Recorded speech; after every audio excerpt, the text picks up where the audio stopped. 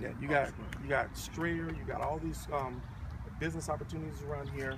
You got main stores, and then you got a main street around here. Yeah, the community is pretty much predominantly black, which is fine. But making a difference in the black community by doing the little things, like I said, the training, the courses, and the school. Every morning I walk the kids to school. I go to their school and check on them. They'll tell you, Mr. Doug goes right into the school. How's he doing in school? Like the young man in G8. Right. His mother every day thanks me because he was about to drop out. I said, if you drop out, I'm gonna fight you every day until you go back to school. Right. He said, are you serious? I said, yeah. So let's go. Let's do it right now. He graduates, you know, Right. and you know, I'll go to his graduation and they have football games and athletic events.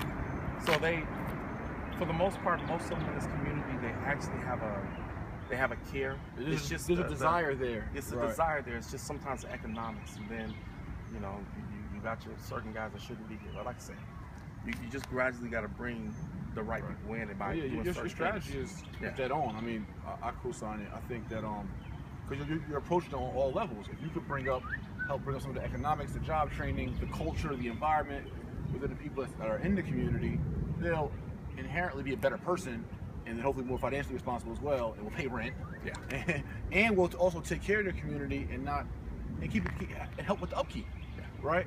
And the upkeep of the actual units, because they actually are taking pride in the place in which they're staying. Right. That's where the part of you rebranding the pavement, the white gloss paint, those small things, in conjunction with what you're saying as far as socially helping to empower them, and economically empower. Those small things will bring up the whole morale of the community, and therefore make a better environment for us as owners. Right. Absolutely. Yeah, great approach. No, I'm saying that's my same strategy. It's the same approach. Whether it's going into and I love this because it's already an isolated apartment community, right? It's already off the road. It's community, right? As opposed to coming into, say, which I still love my concept, which we're doing in Baltimore. It's two different projects, but going into an inner city and saying, hey, all abandoned houses on these 3 blocks. Let's buy up these 3 blocks and now redevelop it for ourselves, but with a social fabric woven into the real estate, social, economic, and political fabric woven into it, so that way that whole community of houses can be empowered people. So same concept. Okay.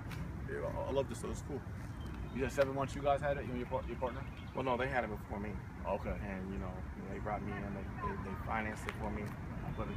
They owner financed me. I put my money down, and then we just started gradually. Also, but they stayed equity partners. So. Okay, so that helps you finance it, and then they. Right. Okay. Right.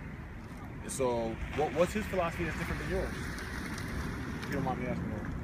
More or less, you know, the approach is mainly just to keep stabilizing the community by, you know, keeping the 4 corners, just keeping it basically clean, working on little things. The next step that we're getting ready to do is we're going to redo all the landscape. And like I said before, anybody buys it, we're getting ready to do all this anyway.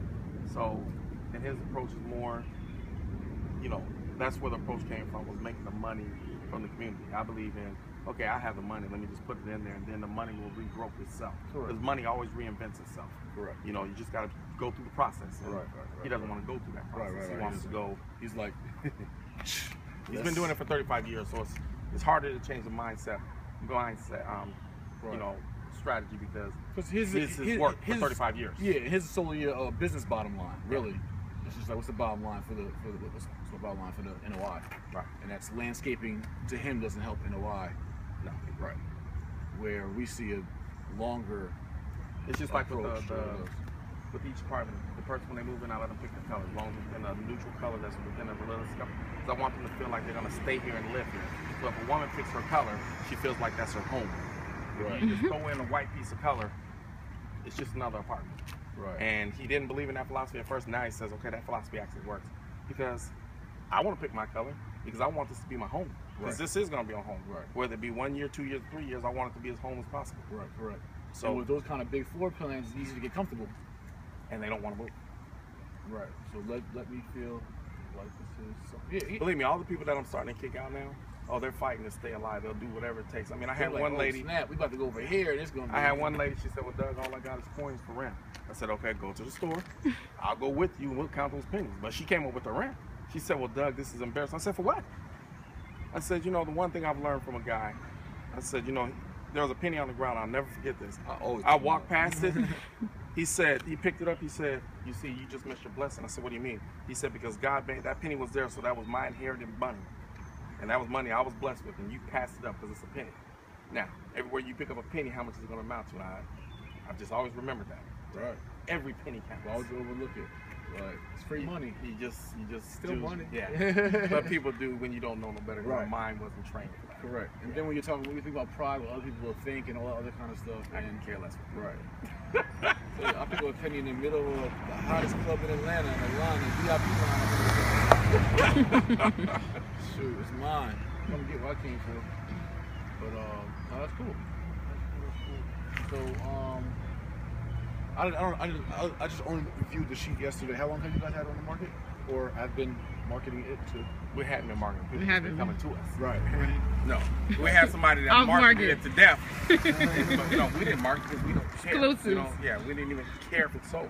Right. It's just the people that was marketing was saying it was their property, and then when they came here, when she met me, it was by accident because she was like, "This guy ain't the property manager. This guy's the owner."